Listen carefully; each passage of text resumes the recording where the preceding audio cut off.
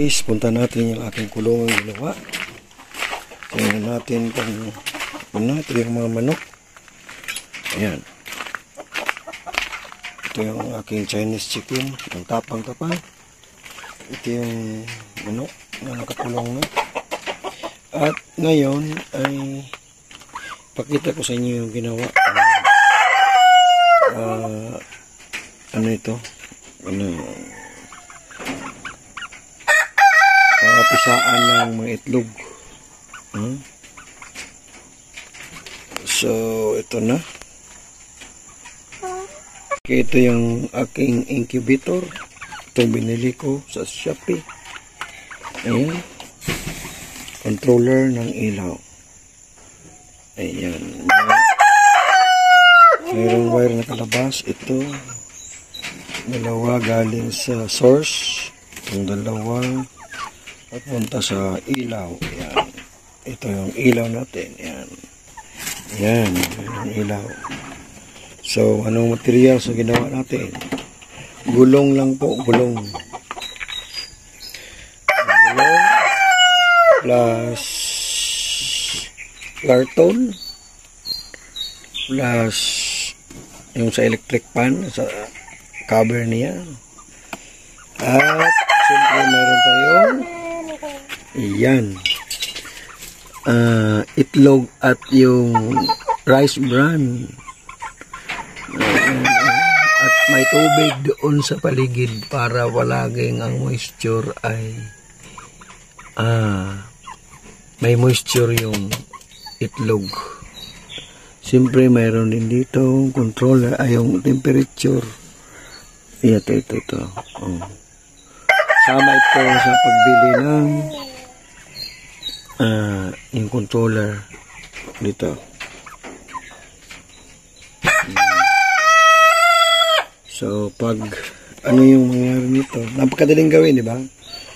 Yung lumang gulong, tapos lagyan ng plywood sa ilalim, lagyan ng karton, then mayroon tayong electric pan na cover, yung cage niya. Ito yung pang lagay ko dito. So, tapos bumbilya na 50 watts incandescent bulb, 50 watts. Then, siyempre, ito yung ating controller. Ito ay naka-design, in-adjust ko na ito na pagdating ng 37.5 ay mag-o-off ang ilaw. So, hintayin nating mag-off. 35.4 na. Samantala, kasi yung nanay nitong itlog, ang itlog nito, yung itlog nito ay namatay. So, kailangan i-incubate natin. Walang ibang paraan is gagamit tayo nitong controller. Yung controller pala mayroong temperature. Ito yung sensor niya. Na pag na-sense na yung temperature ay nasa 37.5, automatic yung ilaw dito ay mag-o-off kaagad. Alright. Yan po ang ating tingnan natin yung view dito. Yan. So yan ang aking incubator. So, hintayin natin na mag-37 para makita natin na mag-o-off talaga.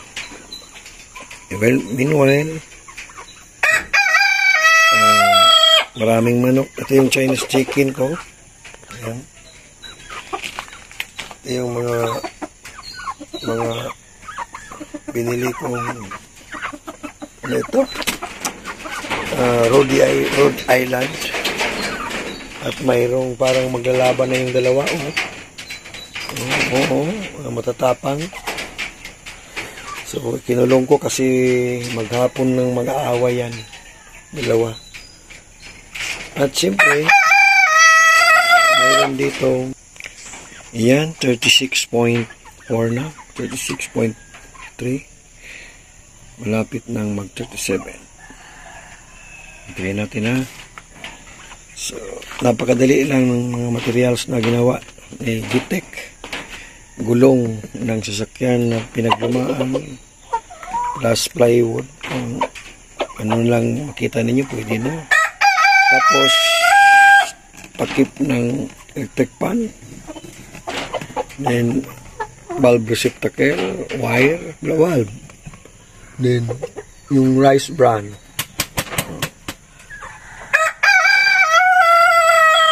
Yan, para medyo mainit naman.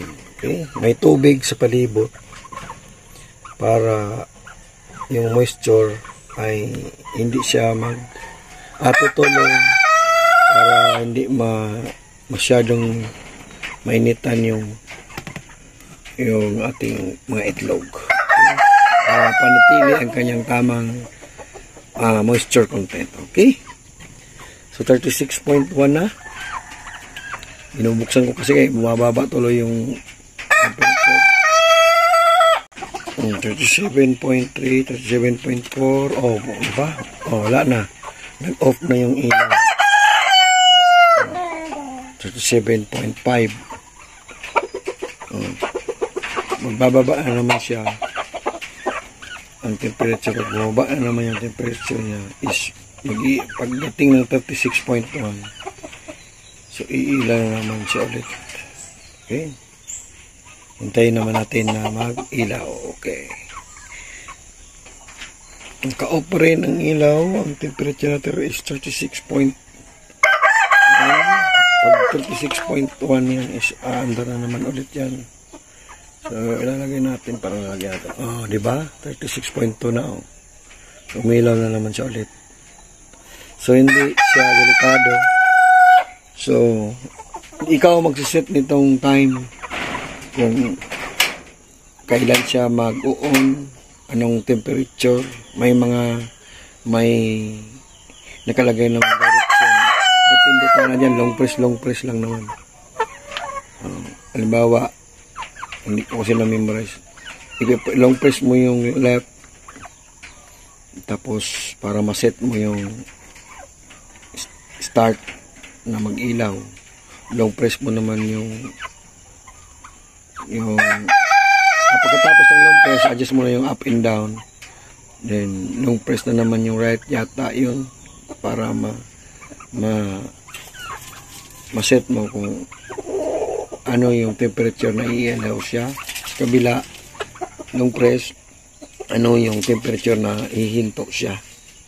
So, nandiyan naman yung sa instruction sa likod nito, ay may instruction kailan siya, kung paano gagawin yung pag-set ng temperature. So, yung ginawa ko, 37.5 off, 36.1 on na naman siya. Ganun lang. Diba? So, ito na yung napakadaling gawin. Ma-order naman ito sa Shopee. Yung controller niya. Ito, marami naman ito sa mga palibot. Karton, guma, yung gulong. Kung walang gulong, pwede naman siguro yung... Mas maganda kasi yung gulong kasi may lalagyan ng tubig. Ano, yun. Tubig, para yung tubig niya is stuck mo doon sa gilid. Natuyo na yung iba. Lagyan ko na naman yan pag matuyo na naman. So, malapit na itong mapisa. 1 week na lang. Okay? So, I hope may natutunan kayo sa DIY ni Gitec. Paano gumawa ng DIY incubator. Gamit lang ang pinaglumaang gulong ng sasakyan, electric fan cage niya, at siyempre mayroong rice bran. Ipa ng palay. Yung galing na sa rice mill, sa mill. At sana po ay may natutunan kayo. Okay? So, ito na yung aking manok na pinaparami. So, wala na mangitlog nito sila. Okay, ito po ang iyong kabayan, Jetek, nagsasabing pag may alam talaga. Okay, isang nagbabagang gabi sa ating lahat. Bye-bye. Sana ay natutunan nyo paano gumawa ng DIY na ito. Yung sinasabing do it yourself na incubator gamit ang 50 watts lamp bulb. Okay. Mayroon siyang ilang itlog ba ito?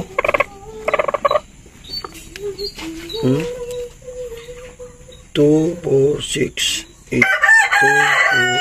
4, 6, 8, 12 na itlog. May dalawa dito. Ito yung nanay. Ito yung ating rin mo. Kunin ko ito mamaya. Si Chinese chicken. Right. Hello guys, gabi na. Haluin na natin to. Every afternoon and morning kailangan haluin. Ibaliktad. Isa. Ayan.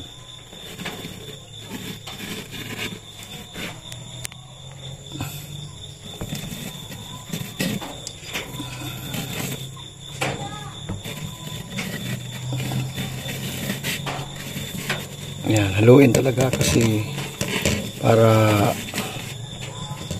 parang nanay din ng manok na paghapon, pag every now and then hinahalo yung mga itlog.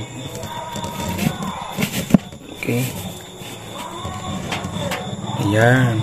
Okay, tapos na. Alright. Yan po, tapos na natin mahalo. Ito po yung kabayan, ka-JTEC, ka-G-Works, ka-DIY, Jordan Tech Vlog, nasabing kapag walang knowledge, walang power. Bye-bye!